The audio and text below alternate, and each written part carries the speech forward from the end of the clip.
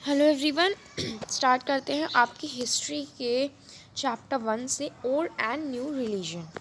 मतलब जो नए और पुराने जो धर्म बन के आए, उभर के आए, वो तो 1000 years of history that we are exploring witness major development in religious tradition. यानी कि जो हज़ारों सालों की जो हिस्ट्री हम पढ़ते आ रहे हैं, ये जो है ना, इसमें बहुत सारे हमारे रिलीजियस ट्रेडिशन में, रीति रिवाज, धर्म में बहुत ज़्यादा चेंजेस आए हैं। People's belief in the divine was sometimes deeply personal but more usually it was collective। अब जो लोगों का विश्वास था किसमें? डिवाइन में। डिवाइन कौन होता है? डिवाइन होता है भगवान, यानी कि गॉड। ठीक है, तो जो लोगों का बिलीफ था ना किसमें? गॉड में। वो ज़्यादातर पर कभी कभी पर्सनल होता था कि आप खुद से किसी को मानते हो, लेकिन कभी कभी कलेक्टिव भी होता था। Collective belief in a supernatural agency, religion was often closely connected with the social and economic organization of local community। अब मतलब यहाँ पे ये कहा है कि कलेक्टिव, अगर आप कलेक्टिव क्या होता है कि अगर आप किसी मतलब बहुत सारे लोग अगर किसी भी गॉड को मानते हैं, ठीक है, तो वो होता है कलेक्टिव। लेकिन अगर आप खुद से किसी गॉड को मानते हो, खुद से किसी गॉड को मान लो आप शिव जी को मानते हो, तो वो होता है personal. As the social world of these groups altered so too did their belief. जैसे जैसे सोशल वर्ल्ड जो है वो डेवलप हुआ, ऐसे ऐसे उनके बिलीफ भी चेंज हुए।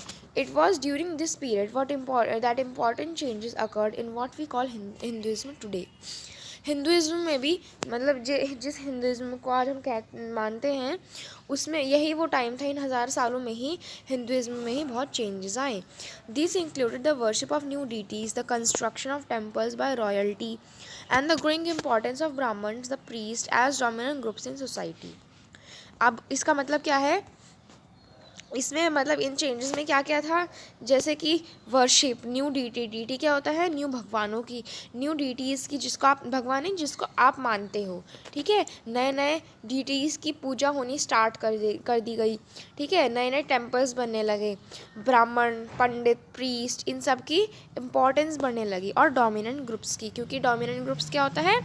क्योंकि ब्राह्मण, प्रीस्ट, इनकी बहुत ज़्यादा इंपॉर्टेंस थी, बहुत रिस्पेक्ट थी सोसाइटी में, इसलिए इनकी भी इम्पॉर्टेंस बढ़ती गई। Their knowledge of Sanskrit text earn the Brahmins a lot of respect in society. क्योंकि उनको, किसको? ब्राह्मण्स को बहुत ज़्यादा संस्कृत की नॉलेज होती है, इसलिए उनकी रिस्पेक्ट और इम्पोर्टेंस बहुत बढ़ गई थी सोसाइटी में। Their dominant position was consolidated by the support of their patron, new ruler searching for prestige. तो प्रेस्टेज यहाँ पे इसका मतलब क्या है? पैट्रॉन्स क्या होता है?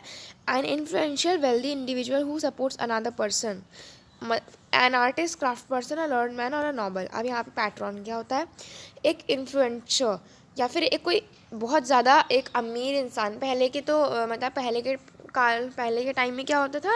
जो अमीर लोग होते थे तो उनको तो बहुत ज़्यादा इंपॉर्टेंस दी जाती थी, इसलिए जो अमीर लोग होते हैं या फिर जाने माने इंपॉर्टेंट लोग होते हैं, डोमिनेंट लोग होते हैं तो वो ना, मतलब ये जो अब द डोमिनेंट पोजीशन वॉज, उनके ब्राह्मण्स की वे इतनी अब अच्छी पोजीशन पे, इतनी उनकी इंपॉर्टेंस क्यों थी? क्योंकि उन्हें दूसरे बड़े लोग सपोर्ट कर रहे थे। ठीक है, one of the major development of this period was the emergence of idea of bhakti, of a loving personal deity that devotees could reach without the aid of priest or elaborate ritual. भाई इसका मतलब क्या है? देखो, मतलब यहाँ पे क्या था कि अब इन डेवलपमेंट में से एक डेवलपमेंट ये भी था कि भक्ति पे लोगों का विश्वास बढ़ने लगा, भक्ति बहुत इंपॉर्टेंट होने लगा। कि आप अगर आप अपने पर्सनल डीटी को, मतलब उन तक पहुंचना चाहते हो ना, आपको किसी भी रीति रिवाजों की, किसी भी मतलब पंडित की ज़रूरत नहीं पड़ेगी। ठीक है, आप अपने डीटी के पास पहुंच सकते हो, आप उनके भक्त बन सकते हो। ठीक है, इसके बारे में आप चैप्टर 8 में पढ़ोगे। नाउ नेक्स्ट, यहाँ पर नेक्स्ट पेज है। यस, सो यहाँ पर है this was also the period when new religions appeared in the sub continent.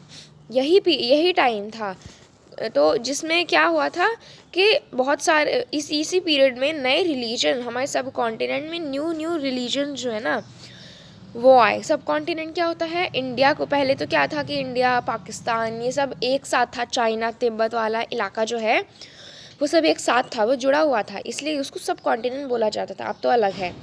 तो यही पीरियड था जब सब कॉन्टिनेंट, पूरे सब कॉन्टिनेंट में नए नए रिलीजन आए, नए नए धर्म आने स्टार्ट हुए। Merchants and migrants first brought the teachings of the Holy Quran to India in the 7th century। अब कौन सी सेंचुरी में? 7th सेंचुरी में। क्या हुआ 7th सेंचुरी में?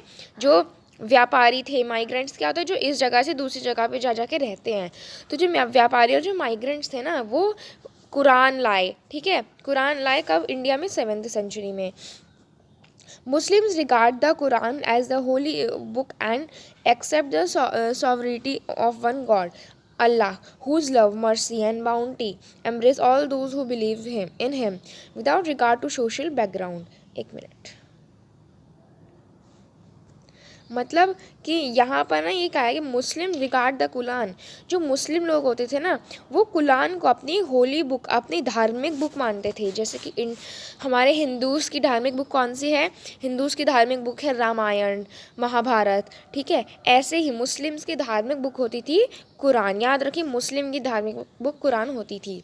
ठीक है, एंड देखो मतलब यहाँ पे कहा है कि मुस्लिम जो थे ना, वो कुरान को अपनी होली बुक मानते थे, और जो गॉड है उनके गॉड कौन थे? अल्लाह। तो मतलब वो किसी को नहीं देखते कि वो कौन से बैकग्राउंड से हैं, बस विश्वास, अगर वो इंसान अल्लाह पे विश्वास करता है तो वो अपने भक्तों को लव, मर्सी, प्यार और कुछ ना कुछ अच्छा, दया, मर्सी क्या होता है? दया करेंगे, कुछ अच्छा करेंगे। अब यहाँ पर है, many rulers were patron of Islam and the ulama learn theologians and jurist. अब यानी कि जो बहुत सारे जो रूलर्स थे, जो कि पैट्रन थे, पैट्रन मैंने आपको बताया, जो बहुत सारे रूलर जो कि इम्पॉर्टेंट थे तो ऑफ इस्लाम, जो इस्लाम के थे, और जो उलामा थे ना, वो इस्लाम को मतलब बहुत सारे रूलर्स मानते थे। उलामा लर्न मतलब थियोलॉजियंस क्या होता है? जो कि धर्म मानते हैं, धर्म शास्त्री जो होते हैं। जूरिस्ट क्या होते हैं? न्यायवाद। And like Hinduism, Islam was interpreted in a variety of way by its follower. यानी कि इस जैसे कि हिंदुइज्म अपने मतलब फॉलोअर्स के अकॉर्डिंग जो है वो बांटा गया है अलग अलग उसमें, ऐसे ही इस्लाम भी उसके फॉलोअर्स के अकॉर्डिंग बांटा गया था। There were the Shia Muslim who believed that the Prophet of Muhammad's son-in-law Ali was a legitimate leader of the Muslim community। अब जो मतलब शिया मुस्लिम्स थे वो क्या मानते थे कि prophet Muhammad son in law, Muhammad जो है ना, उनका सन इन लॉ जो कि अली था, वो जो है मुस्लिम कम्युनिटी का लीडर है। And the Sunni Muslim who accepted the authority of the early leader khalifa of the community and the succeeding khalifas. There were other important differences between the various schools of law, Hanafi and Shafi, mainly in India, and in theology in mystic condition.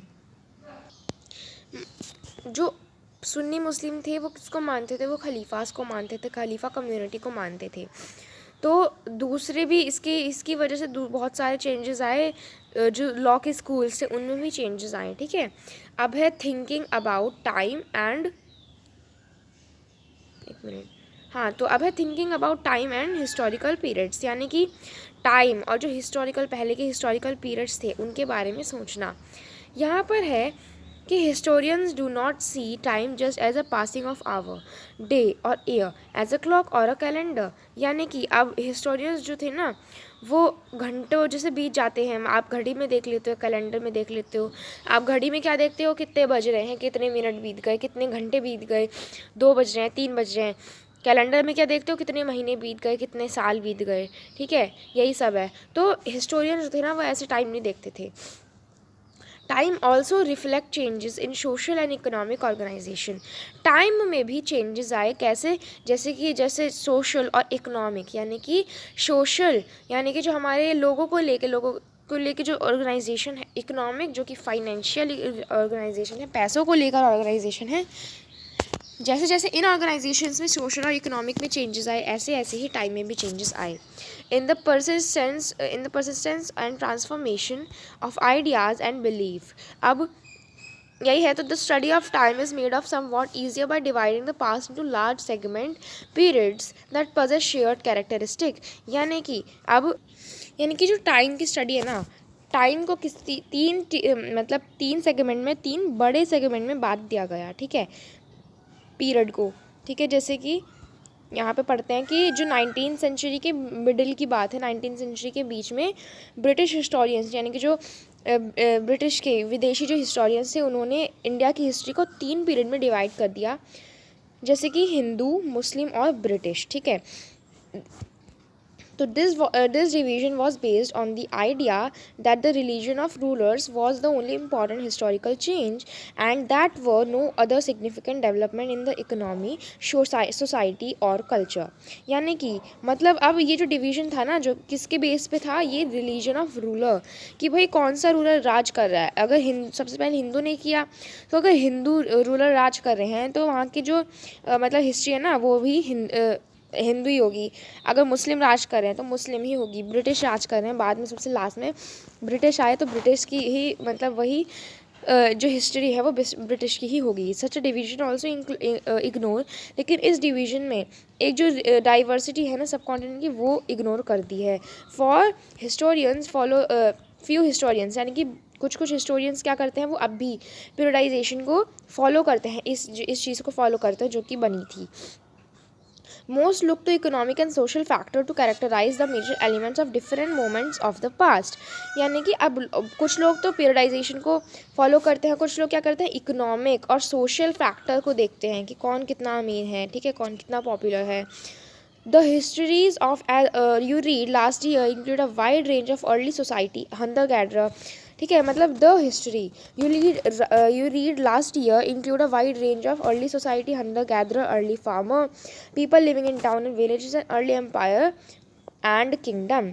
अब यानी कि जो history आपने पिछले साल आप six class में पढ़ के आए हो, उसमें आपने हंटर गैदरर यानी कि जो हंटर गैदरर फार्मर्स के बारे में, टाउन विलेजेस के लोगों के बारे में, राज्यों के बारे में पढ़ा आपने, ठीक है। The history you will be studying this year are often described as medieval. जो सिक्स क्लास में आपने जो सिक्स क्लास में हिस्ट्री पढ़ी थी, ठीक है, सिक्स क्लास की हिस्ट्री आपकी कौन सी हिस्ट्री थी, वो थी आपकी एंशिएंट हिस्ट्री यानी कि प्राचीन हिस्ट्री, ठीक है।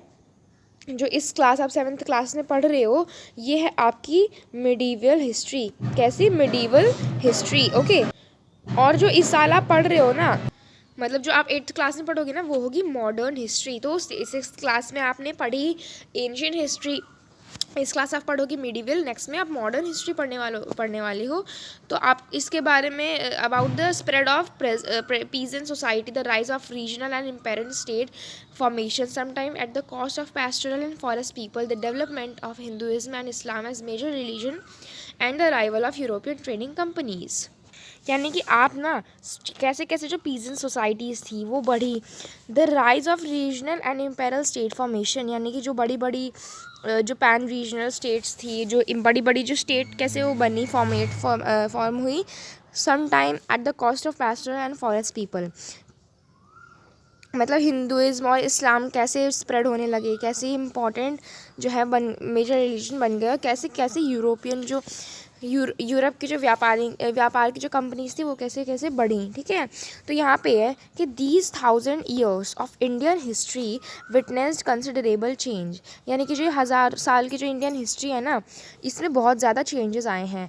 After all the 16th and 18th century were quite different from the 8th of or the 11th, यानी कि जो ये 16th और कौन सी 18th सेंचुरी जो है ना, 16th century and 18th century किससे अलग है, बहुत ज़्यादा अलग है 8th और 11th सेंचुरी से। 8th और 11th से बहुत ज़्यादा डिफरेंट है।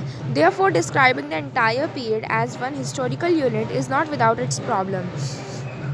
यानी कि मतलब पूरे इंडियन हिस्ट्री को डिस्क्राइब करना, ठीक है, लेकिन डिस्क्राइब किया लेकिन उसकी प्रॉब्लम को डिस्क्राइब नहीं किया।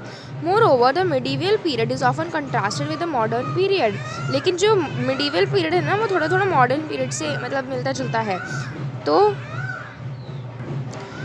मॉडर्निटी, अब modernity carries with it a sense of material progress and intellectual advancement. This seems to suggest that the medieval period was lacking in any change whatsoever, but of course we know this was not the case।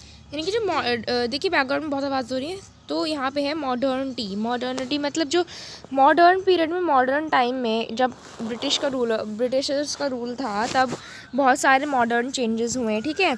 लेकिन this seems to suggest that the medieval period was lacking in any change whatsoever. यहाँ पे लेकिन कहा गया है कि medieval period में कोई चेंज नहीं है हुए। मिडीवल पीरियड में, कौन से, बीच वाले पीरियड में, जिसकी आप इस बुक में पढ़ रहे हो। लेकिन ऐसा नहीं है, क्योंकि मिडीवल पीरियड में भी आपने बहुत सारे चेंजेस देखे रिलीजियस ट्रेडिशन में। During these 1,000 years, the societies of the subcontinent were transformed, often and economies in several regions, a level of prosperity that attracted the interest of European trading companies। यानी कि इसमें पूरे इस line में यही बताया है कि मतलब कितनी ज़्यादा जो है ना यूरोप की ट्रेडिंग कंपनीज़ का में इंटरेस्ट बढ़ने लगा लोगों का। As you read this book, आप जैसे पढ़ोगे, इस बुक को पढ़ोगे, look out for science for change and historical process at work. आप इस बुक को पढ़ोगे ना तो आप देखना कौन कौन से चेंजेस हुए। और आप पढ़ रहे हो इस बुक को तो आप ना पिछली 6th क्लास की बुक से भी इस बुक के चेंजेस को पिछली 6th क्लास के बुक्स के चेंजेस से भी आप कंपेयर करना। Look out for changes and continuities wherever you can and look at the world. मतलब आप यही कि आप चेंजेस को कंपेयर करो, यही यहाँ पे कहा गया है। तो चैप्टर जो है हमारा कंप्लीट होता है। चैप्टर 1 जो था ये हिस्ट्री का कंप्लीट होता है हमारा। चैप्टर 2 में हम देखेंगे अब। तो देखिए चैप्टर 1 हमने कंप्लीट कर लिया है। अब जो 6th क्लास की मैंने जो है एक भी चैनल मतलब वीडियो नहीं बना रखी है 6th क्लास की, शायद से मैंने मैथ्स की बना रखी है। ओके, तो 6th क्लास की मैंने वीडियोज़ नहीं बना रखी है ना, तो मैं जल्दी ही आपके लिए ग्रामर वीडियोस भी ले आऊँगी और मैथ्स की वीडियोस भी ले आऊँगी, ठीक है। हिस्ट्री को कंप्लीट करते ही हम मैथ्स और ग्रामर को देखेंगे, ठीक है। तो thank you so much, take care. और इंग्लिश को भी आप ज़रूर देख लें, मैं इंग्लिश हनी कॉम की भी वीडियोस बनाती हूँ। Thank you so much.